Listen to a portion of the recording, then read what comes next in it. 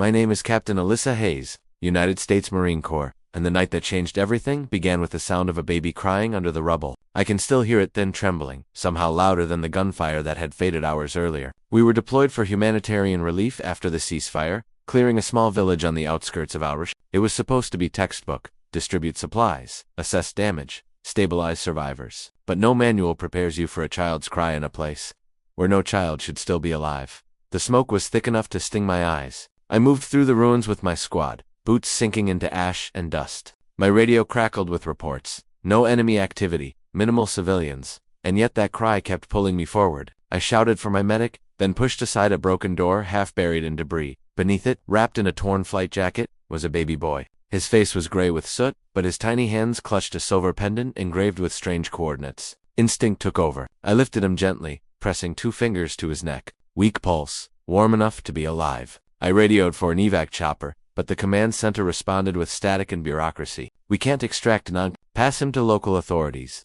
The problem was, there were no local authorities left. I looked at the smoldering homes, the shell-shocked silence, the cratered earth. I'd served 3 tours by then, but that moment was different. I wasn't just a Marine. I was the only person standing between that child and the void. We set up a temporary shelter at the old schoolhouse that night. While the medics patched wounds and logged reports, I cleaned the baby's face with my canteen water. He blinked up at me, uncomprehending, but he stopped crying. For the first time since the explosion, I felt something other than exhaustion, something maternal, protective. I called him Ben, short for Benjamin, though I didn't know why. Maybe because it sounded strong. A name that could survive anything. Over the next weeks, the paperwork started. Pages of reports, custody disclaimers, chain of command approvals. Every signature felt heavier than the last. I knew the Corps didn't encourage emotional entanglements, especially not with foreign civilians. Regulations said I should transfer him to an NGO orphan center, but regulations don't cradle a crying child at night. Regulations don't have nightmares about the sound of collapsing walls. I visited the chaplain, hoping he'd tell me what to do. Instead, he handed me a verse from James. Pure religion is this, to look after orphans and widows in their distress. He smiled. Sometimes, Captain, orders come from higher up than command. By the time my deployment ended, the boy was crawling, healthy, and laughing at the sound of rotor blades. My squad threw him a farewell rattle made from a spent shell casing and a smiley face sticker. One of the medics said, "You sure about this, ma'am? Bringing him back is going to be hell on your career." I smiled. So is leaving him. I filled out the forms, signed every waiver, and handed in my final mission log. Found 1 survivor. Condition stable. Action. Ongoing care. When our C-130 lifted off, I held Ben against my chest as the desert faded beneath us. I thought the hardest part was over, but America wasn't ready to welcome a Marine with a war orphan, and neither was my own father. Still, as I looked down at the necklace glinting in Ben's hand, something inside whispered that this was no accident. That pendant, those coordinates, they meant something. I just didn't know what yet. The plane landed at Cherry Point, North Carolina on a gray winter morning. The runway shimmered with frost, and the air smelled of jet fuel and salt from the Atlantic. I remember pressing Ben closer under my coat as we walked down the ramp. He was barely a year old, eyes wide open, unblinking at the world he'd never seen. The paperwork nightmare began before we even left the base. Legal affairs wanted proof of origin, medical clearance, chain of custody, and half a dozen other forms that didn't exist. The Red Cross couldn't trace his family. The embassy couldn't identify him. Every door I knocked on gave me the same cold bureaucratic answer. "We're sorry, Captain Hayes, but that's not our jurisdiction." Finally, one major from JAG looked over the file and said, "You could transfer him to Child Protective Services. Ma'am, once you sign, he's out of your responsibility." "Out of my responsibility," I repeated, the words bitter on my tongue. "Sir, if I leave him, who's responsible?" He didn't answer. That night, I sat in my small on-base apartment with the TV off. Ben slept in a laundry basket beside my bed, the only crib I had. I stared at my medals hanging on the wall. Bronze Star, humanitarian ribbon, proof that I'd followed every order, obeyed every rule. But none of those ribbons meant anything if I couldn't follow the one order my conscience gave me, protect him.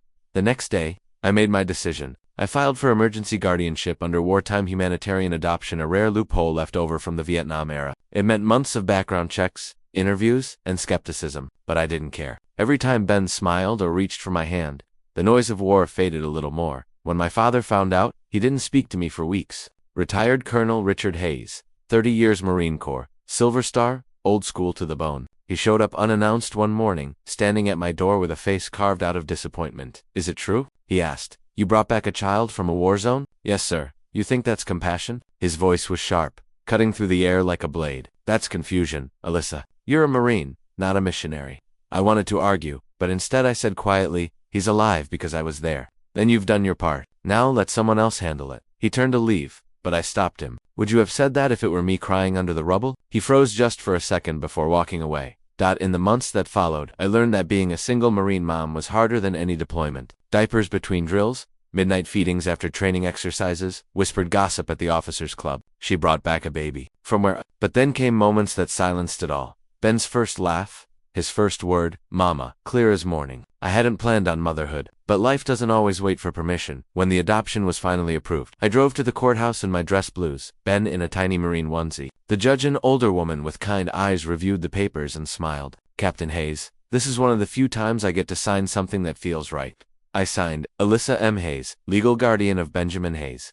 That night, my father called. His tone was clipped, but quieter. "Your mother would have been proud, but don't let this weaken you. The Corps doesn't take kindly to sentiment." "It's not sentiment, Dad. It's service, just a different kind." He didn't reply, but I could hear something shift in his breathing. Years went by. I transferred to a training unit stateside, balancing duty and parenthood. Ben grew fast, smart, curious, always asking about the pendant he wore. "Where did it come from, Mom?" "From the sky," I told him. "It fell to you like a gift." Some nights when he was asleep, I'd hold that pendant under the lamp and trace the engraved coordinates with my thumb. I promised myself I'd find out where they led someday, but life moved too quickly. Schoolwork, service, growing up there was always something more urgent, until one spring morning, a letter arrived. "You are cordially invited to the Marine Corps Heritage Banquet honoring distinguished service in humanitarian operations." My name was on the list. I smiled, thinking maybe fate had decided to close a circle. I looked at Ben, now 5, asleep on the couch, clutching his little toy jet. Maybe it was time for him to see the world I came from, a world of uniforms and flags,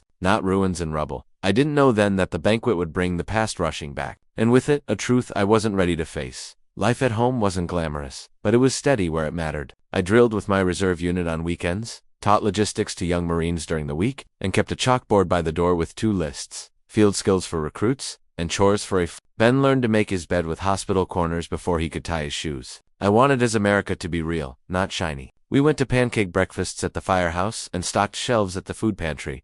My father and I were inching back toward each other, the way tides reclaim a shoreline they once abandoned. He'd call on Sundays to ask about drills, then catch himself and ask about Ben's reading level. Sometimes he stopped by with a bag of tools, fixing things that weren't broken, tightening a hinge, recalking a sink. One afternoon I found him kneeling in the garage, polishing my sword with the same care he used when I was a brand new lieutenant. When I told him about the banquet, he nodded without meeting my eyes. "We're the Blues. Let the boy see who his mother is." He said mother like it was a rank, not a role.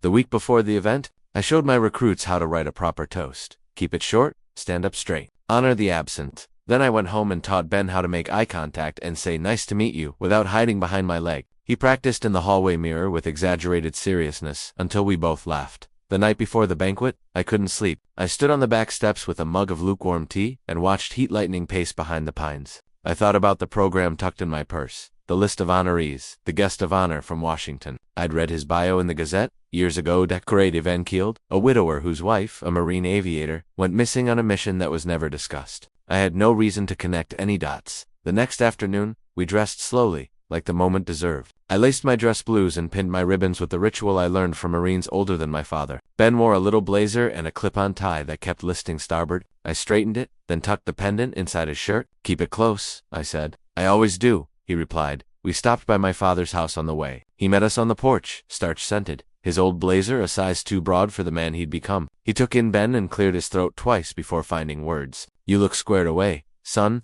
Ben stood a little taller. "Thank you, sir." My father handed me a small velvet box. Inside lay my mother's pearl studs. "She'd want you to wear them, then," as if it cost him something and gave him something back at the same time. He added, "I'm proud of you, Captain." I slipped the earrings on and felt steadier than I had in years.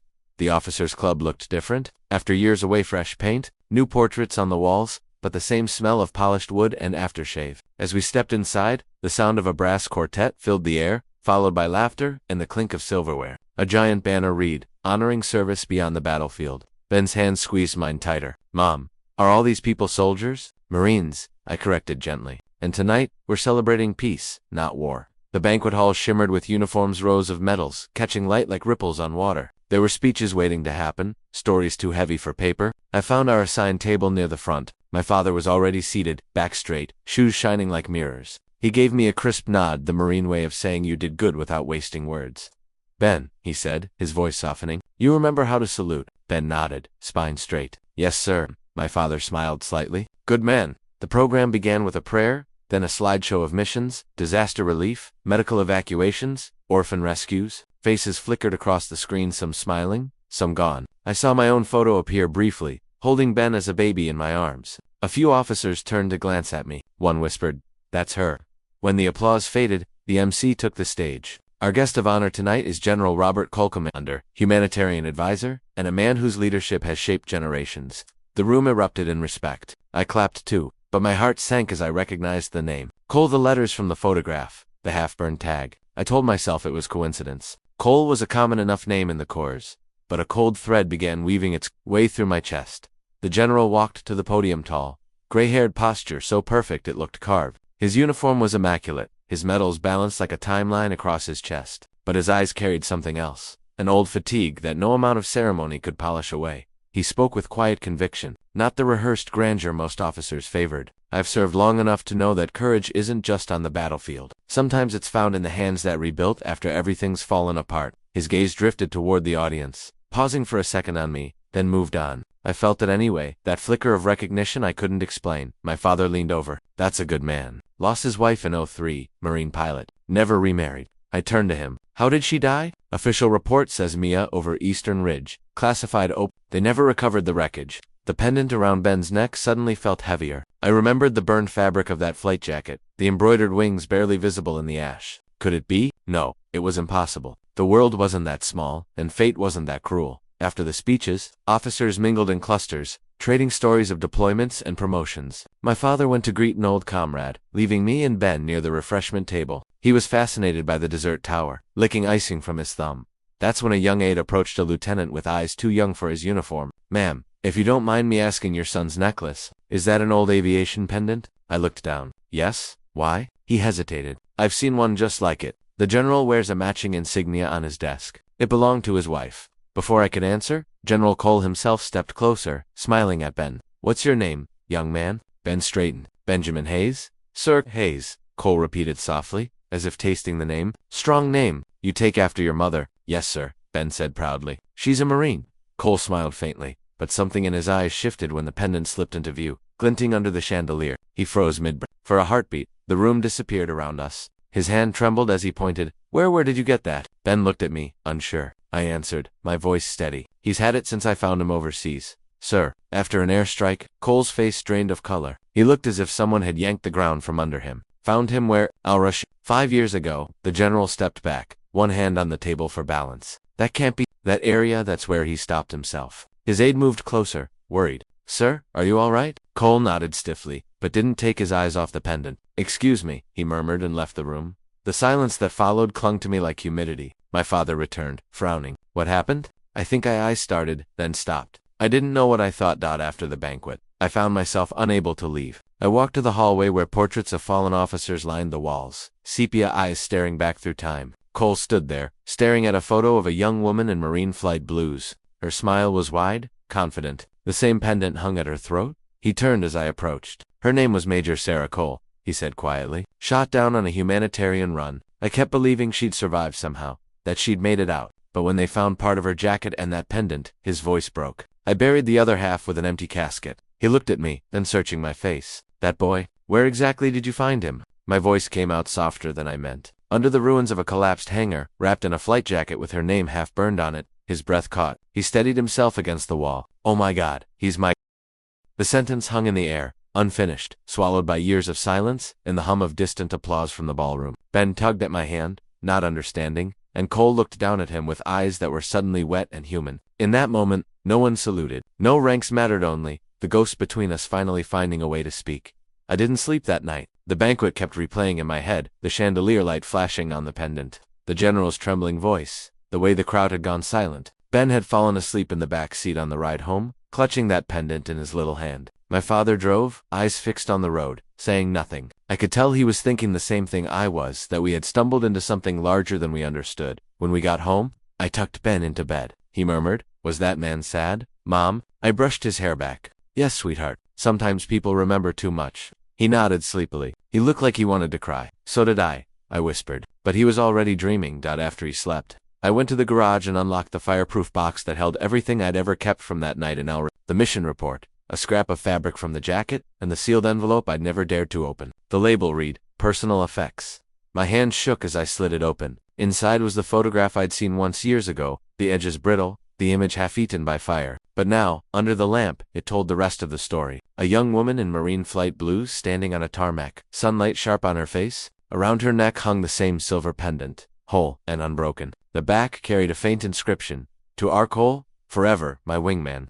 I stared until the letters blurred. General Robert Kolda, widower who never got a body to bury. The coordinates on the pendant matched the grid of the hangar where I found Ben. I'd carried his wife's child home without knowing whose bloodline I'd saved out. My first instinct was to hide the photo again, to bury it back in the box where ghosts belonged. The second was to call the general, but another voice, my father's. Years of command distilled into a single warning spoke through the silence. Some truths don't heal, they detonate. The next morning, I found him in his garden, pruning roses with the precision of a sniper. I set the photograph on the patio table. You need to see this. He studied it for a long moment, jaw tight. That's the general's wife. I think she made it to the ground. And that's where I found Ben. He exhaled through his nose, steady and grim. So what now? I don't know. I just thought you could give a man back his past. He set down the shears. Alyssa, the course runs on silence for a reason. You stir up ghosts like this, you'll drown in the paperwork. Or worse, politics. I don't care about politics. He deserves to know. And what if knowing wrecks him? His words hit harder than he meant them to. My father wasn't heartless. He was simply trained to survive grief by locking it in a footlocker and walking away. But I'd seen what that kind of survival costs. That night, I sat with Ben on the couch, a movie playing low. He fell asleep halfway through, his head on my lap, the pendant glinting in the TV's blue light. I thought of all the nights that Nicholas had caught tears. His mind, maybe hers. The next morning, I requested a meeting through the base liaison office. 3 days later, I received a terse email. General Cole will receive you at 0900 hours base conference. Sweet B morning came cold and bright. I dressed in my service uniform, pressed until every crease could cut glass. Ben stayed with my father. I drove to the base with the photograph sealed in a folder on the passenger seat. Every red light felt like it was testing my conviction. General Cole was already waiting in the conference room, his posture flawless, even off duty. The air smelled faintly of coffee and dust, the scent of too many briefings. Captain Hayes, he greeted, voice measured. You said this concerned a recovered item. Yes, sir? I placed the folder on the table and opened it. When he saw the photo, his composure cracked like thin ice. His hand went to his mouth, his breath caught. Where did you get this? From the flight jacket I found in El. It belonged to the baby I rescued. He stared at me, horror and hope wrestling in his eyes. You mean he's alive? I nodded. He's here. He's my son now. For a long time he didn't speak. Then, in a voice rougher than sandpaper, he whispered, She made it. He's my. The sentence died in the air, too thick for endings. He turned away, shoulders shaking, one hand pressed to the photo as if it were still warm. In that moment, I understood what my father meant. Some truths detonate, but sometimes they also light the only path out of darkness. General Cole didn't ask for proof the way a bureaucrat would. He asked for time. We stood in that quiet conference room with the blinds half closed while the base woke up around U.S. boots on tile, doors opening, coffee lids snapping on. He kept one hand on the photograph like it might evaporate if he let go. When he finally spoke, his voice had lost its pared ground polish.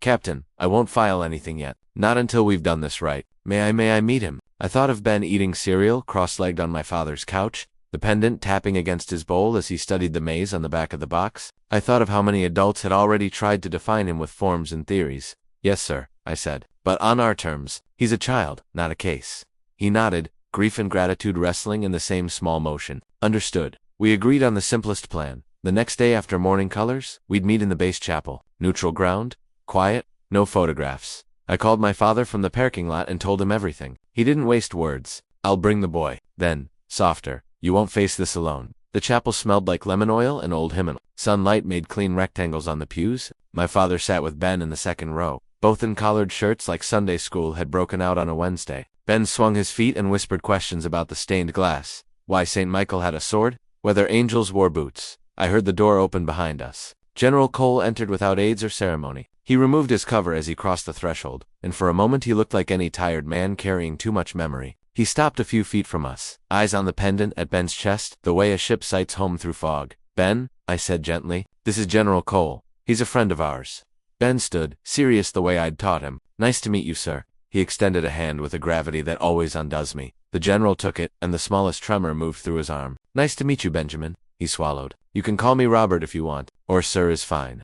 Ben nodded, then without prompting, lifted the pendant in his palm. My mom says this is a promise. Something broke across the general's face, weather front moving in a second. Pain, astonishment, relief. He lowered himself to eye level. She would have said that, he whispered, before catching himself. He looked at me for permission to continue. I nodded. Once a long time ago, he told Ben, someone I loved wore one, just like it when she flew to help people who were hurt. She was brave. Ben considered this with the seriousness of a 5-year-old deciding whether to share crayons. I think my mom was brave too, he said, patting my arm. She is, the general said, the words landing like a benediction. We sat in the pew. The four of us as if we were simply a small family rehearsing how to be one. My father held his cap in his lap and stared straight ahead, letting me steer. I explained in the simplest version the truth would allow, how I had found a baby under a ruined hangar, wrapped in a jacket, how the pendant and photograph had followed us home, how we'd built a life in North Carolina, out of early mornings and ordinary kindness. The general listened with his hands folded like prayer. When I finished, he exhaled slowly. Captain, I will do whatever brings the least harm and the most good. If that means standing back, I'll stand. If that means stepping in, I'll step carefully. He glanced at my father. Sir, with your permission. My father, who could turn a battalion with a glance, surprised me by blinking hard and clearing his throat. General, with respect, this little boy already has a mother, but I reckon a child can't have too many men who love him like they'd go to war for him. Something eased in the room then like a not giving way. The general nodded once. Then let me start with the truth. He looked at Ben. Benjamin, the woman in that photo, the one who wore a necklace like yours was my wife. She flew into dangerous places to bring people out. She never came home. I've been looking for her in every sunrise since. He paused, voice thinning to a thread. And I have been praying for any sign that what she did mattered. Ben laid the pendant flat on his shirt, understanding only what a child can that a grown man's voice can sound like, breaking glass and still be strong. I can show you my Lego plane. It's not real, but it helps. The general laughed, one brief, grateful sound and wiped his eyes. I would like that very much. We agreed. No sudden changes, no headlines, no new labels. DNA testing would happen quietly through the base clinic. Counseling would be offered, boundaries respected. The general asked if he might attend the small commendation ceremony scheduled that Friday. When the base planned to present me a humanitarian citation, I delayed accepting years earlier. If you are honored for bringing light out of that darkness, he said, I want to stand in the room where it happens. Friday came with sky so blue it felt like a promise kept. The auditorium was in grand folding chairs, a scuffed stage, a flag that had seen better irons but Marines can make sacred out of plywood. The commandant read a short citation. Words like valor and compassion are heavy in a mouth that has given orders to fire. I stood at attention while Ben sat between my father and the general, clasping both of their hands like he was translating between two languages that meant the same thing. When the applause died, the commandant surprised me. General Cole has asked to say a few words. He walked to the lectern without notes. The room leaned forward. Marines, he began. We are good at honoring the obvious, the ribbon on a chest, the star on a shoulder. But sometimes the bravest act isn't loud. It's the moment someone hears a cry in the ruins and refuses to keep walking. He turned to me, and his voice thinned against as an open wound. This officer carried more than a child out of a war zone. She carried a future. He looked at Ben, then back to the room. I have stood in hangars and cemeteries and rooms where the names on a wall mean more than breath. I have given the speech you hope to never give, and folded the flag you pray you never have to fold. I came here today because a Marine did the one thing war cannot teach and regulations cannot command. She loved first, then figured out the rest. Because of that, a boy sits here alive. Because of that, a husband who lost everything has reason to believe that not everything was lost. He stopped. The silence felt like church. His gaze found mine. Captain Hayes, you gave my son a second life. I couldn't. My throat closed around air. I didn't break bearing, but I felt the room tilt. Marines quietly wiping eyes. Old sergeants staring at their boots as if the floor might salute back. My father stood, the way Marines stand when something sacred passes. And then the commandant followed. And then the whole room rose like a tide. Ben climbed onto the seat and clapped with the unembarrassed joy of a child who knows the adults are finally telling the truth. Afterward, while people mingled in a hush that wasn't quite chatter, the general came to us. He knelt so his medals stopped reflecting, and his face did. He didn't ask to take Ben anywhere, or to rewrite what we were. He just asked, may I be present? A birthday, a school play, a fishing Saturday, whatever the future makes room for. Yes, I said, on one condition. He raised an eyebrow. No salutes at ball games. And if you bring dessert, it has to be pie. We're a pie family. He smiled, the first real smile I had seen on him, and held out his hand to my father. Deal. My father shook it. Deal. Then he looked at me the way he did when I was 12 and beat his pull-up record at the park. pride without spectacle, permission without surrender, love squared away.